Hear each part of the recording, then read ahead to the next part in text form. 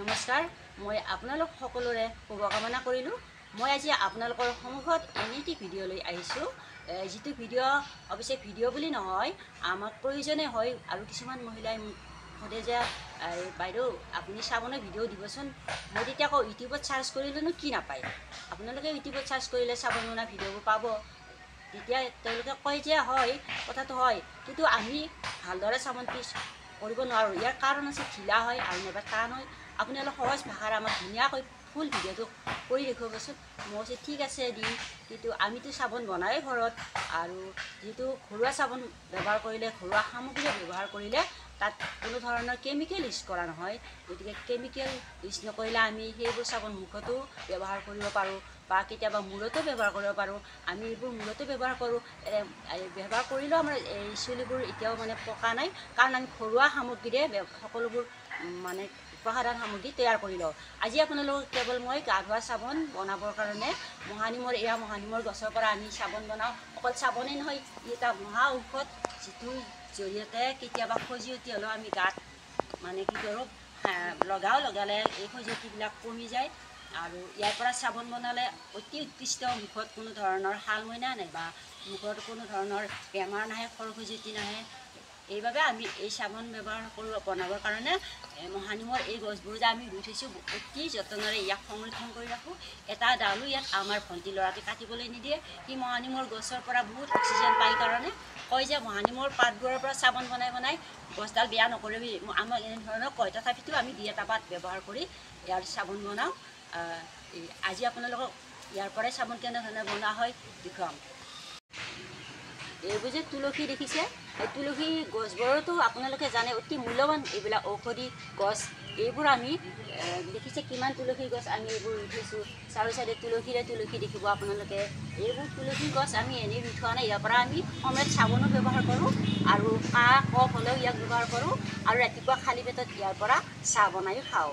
যেনে 3টামান পাত দি লাল চাহত এনেধৰণে আমি কি কৰোঁ, খাওঁ, আৰু পেটত হজম শক্তি বাঢ়ে।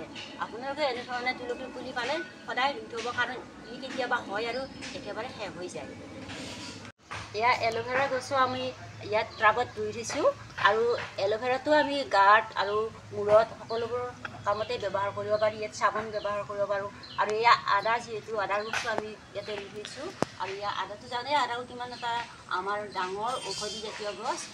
আজি মই কেৱল চাবোনৰ কাৰণে মহানিম কেনেধৰণে ব্যৱহাৰ কৰি, মহানিমৰ পাত কেনেধৰণে ব্যৱহাৰ কৰি চাবোন বনায়, তাকে সাধাৰণ মহিলাবিলাক যিবিলাকে মোক কৈ আছে তেওঁলোকক ভালদৰে বুজাই দিম। আৰু আজিৰ পৰা তেওঁলোকে চাবোন বনাব পাৰিব, দোকানলৈকে যাব নালাগে। কোনো ধৰণৰ কেমিকেল ইউজ নকৰাকৈ চাবোন বনাবলৈ মই শিকাই দিম।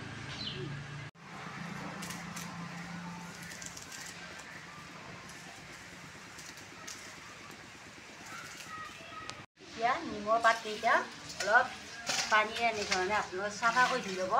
আৰু বৰষুণৰ পানী পৰি চাফা হৈ আছে, তথাপিতো এবাৰ নিজেও চাফাকৈ ধুই লৈ মিক্সিত এতিয়া আমি এইটো গুড়ি কৰি ল'ব লাগিব। আপোনালোকৰ যদি মিক্সি নাই, আপোনাৰ উৰলতো পাৰে, আৰু নাইবা যাৰ ঢেঁকী আছে ঢেঁকীত পাৰে, আৰু অন্য ব্যৱস্থাৰে ইয়াক গুড়ি কৰি ল'ব লাগিব। তেতিয়া চাবোন বনাব পৰা যাব।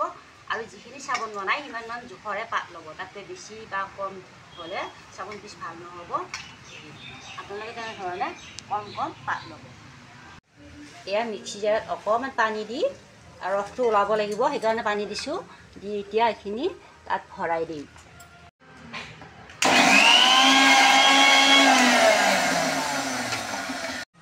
এয়া দেখিছেনে, মই মিক্সি জাৰত ইয়াক গুড়ি কৰি ল'লোঁ। এতিয়া মই চাবোন বনাবলৈ ইয়াক কেনেধৰণে ব্যৱহাৰ কৰিম আপোনালোকক দেখুৱাই আছোঁ। চাবোন বনাবলৈ যিটো বস্তু ব্যৱহাৰ কৰা হয় তাক চফ বেছ বুলি কোৱা হয়। চফ বেছটো অনলাইনত আপোনালোকে এমাজনত অৰ্ডাৰ দিলে আহে, কিন্তু সেই চাবোনবিধ বনাবলৈ হ'লে আৰু ইয়াৰ পিয়াৰ্চ চাবোনেৰেও আমি চফ বেছ হিচাপে ব্যৱহাৰ কৰিব পাৰোঁ। আৰু এটুকুৰা পিয়াৰ্চ চাবোনৰ পৰা আমি 3 পিচ 4 পিচ চাবোন বনাই দেখুৱাম। এইটো বেছিদিন এপিচ চাবোন আমাৰ খুব বেছি এসপ্তাহ যায়, কিন্তু আপোনালোকে মাহটোৰ কাৰণে এপিচ চাবোনেৰে কি কৰিব পাৰিব, চাবোন বনাই ল'ব পাৰিব, নিমৰ চাবোন। এইটো বৰ উপকাৰী চাবোন হ'ব। আৰু এতিয়া ধৰক আমাৰ যিটো চফ বেছ বুলি কোৱা হয়, চফ বেছটো হ'ল এনেকুৱা এবিধ বস্তু যিটোৱে চাবোন পিচ ফেন ওলোৱাত সহায় কৰে, আৰু কি কৰে তাক টান হোৱাত সহায় কৰে। আৰু আপোনালোকে এনেকুৱা ধৰণে পিয়াজ চাবোনেৰো চব বেছ হিচাপে ব্যৱহাৰ কৰিব পাৰে। আৰু যদি লাগে আপোনালোকে অনলাইনত সেইটো চাবোন চব বেছটো অৰ্ডাৰ দিব পাৰে। চব বেছটোৰ সহায়ত চাবোন বনাবলৈ ভাল, টান হয় আৰু মানে বেছি দাম নহয়। আপোনালোকে অৰ্ডাৰ দিলে গম পাই যাব। আৰু যদি সেইটো নিবিচাৰে তেতিয়াহ'লে এনেধৰণে এপিচ পিয়াজ চাবোন কিনি আনিব আৰু ঘৰত ব্যৱহাৰ আজিয়ে বনাবলৈ চেষ্টা কৰকচোন বাৰু। দেখিব কি সুন্দৰ চাবোন হ'ব আৰু কি ধুনীয়া সেউজীয়া চাবোন হ'ব, নিমৰ দৰে চাবোন হ'ব। আপোনালোকে ব্যৱহাৰ কৰিব। এতিয়া এই পিয়াজ চাবোনটুকুৰ এনেধৰণে ৰুকনিৰ সহায়ত ৰুকি ল'ম আৰু চাব যাতে কোনো ধৰণৰ পানী ইয়াত নাথাকে। পানী থাকিলে চাবোনটো আপোনালোকৰ ঢিলা হ'ব। আৰু ৰুকনিখন যেতিয়া আপোনালোকে লয় তেতিয়াও পানী থাকিব নিদিব। এনেধৰণে দেখিছেনে, এনেকুৱা গুৰি হ'ব।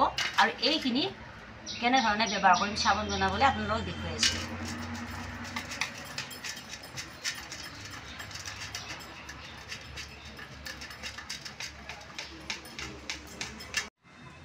এয়া দেখিছেনে, এই যে মই চাবোন পিচ পিয়াজ চাবোন পিচ ইয়াত ৰুকনিৰে ৰুকি এনেধৰণে কৰি ল'লোঁ। এতিয়া ইয়াক মই কেনেদৰে চাবোন বনাবলৈ ব্যৱহাৰ কৰিম বা কেনেধৰণে ইয়াক ছিষ্টেম কৰিম আপোনালোকে চাই থাকক।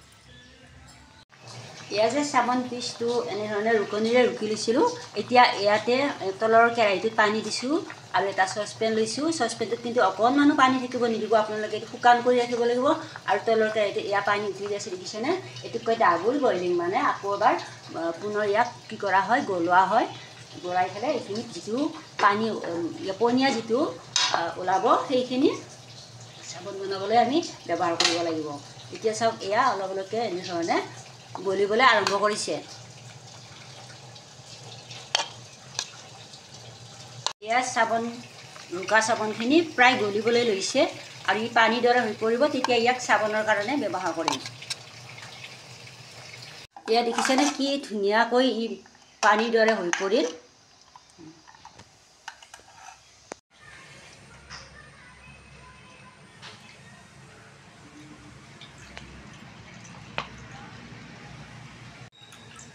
এয়া দেখিছেনে, ইয়াৰ মানে এইটো চেকনিৰে চেকি ল'লোঁ।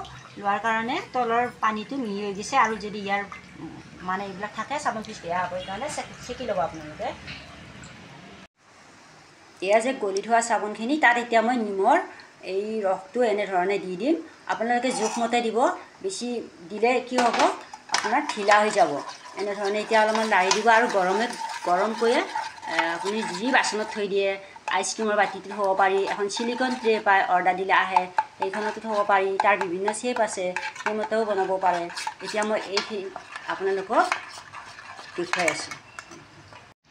ইয়াতে আপোনালোকে চাবোনত অকণমান গ্লিচাৰিন ব্যৱহাৰ কৰিব পাৰে আৰু নকৰিলেও নাই, নাইবা ইভন টেবলেট পায় এইটোও ব্যৱহাৰ কৰিব পাৰি। মই একো ব্যৱহাৰ কৰা নাই, কেৱল নিমৰ লগত চব বেছ হিচাপে পিয়াজ চাবোনটো ব্যৱহাৰ কৰি দেখুৱাইছোঁ। এতিয়া ইয়াক গৰমে এনেধৰণে চিলিকন ট্ৰে এইখন অনলাইনত অৰ্ডাৰ দিব পাৰি। আমাৰ এটা চেপৰে আহিল, বিভিন্ন চেপৰ বনাব পাৰি। আৰু এপিচ চাবোনৰ পৰা মই এনেধৰণে 3 পিচ নিমৰ চাবোন বনালোঁ। আৰু কিছু সময় পিছত 15 মিনিটমান পিছত ঠাণ্ডা হ'ব। ঠাণ্ডা হ'লে টান মাৰিব আৰু আপোনালোকে এনেধৰণে ফেনটো কাঢ়িব পাৰে।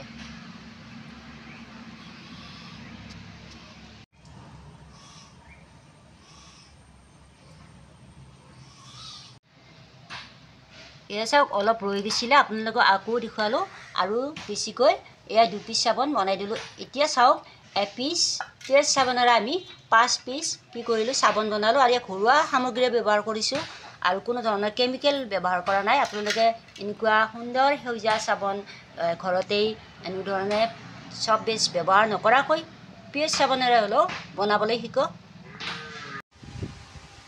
চাবোনখিনি মই আপোনালোকক এতিয়া মানে ঢিলা হৈ আছে, আমাৰ ফ্ৰিজত নথওঁ, এনেধৰণে নৰ্মেলি টান হ'বলৈ দিছোঁ। আৰু প্ৰায় 15 মিনিটমান পিছত ই টান হৈ পৰিব আৰু আপোনালোকক ইয়াৰ পৰা মই এৰুৱাই দেখুৱাম।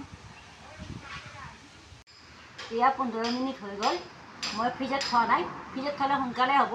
ফ্ৰিজত নথ'লে এনেকৈ নৰ্মেলি আমি যদি এনেকৈ মুকলি ঠাইত থৈ দিওঁ, এয়া 15 মিনিট সময় লাগিল আৰু মই এতিয়া চাবোনটো ইয়াৰ পৰা উলিয়াব পৰা হৈছোঁ। ইয়াৰ চাওক কি ধুনীয়াকৈ ওলাই আহে।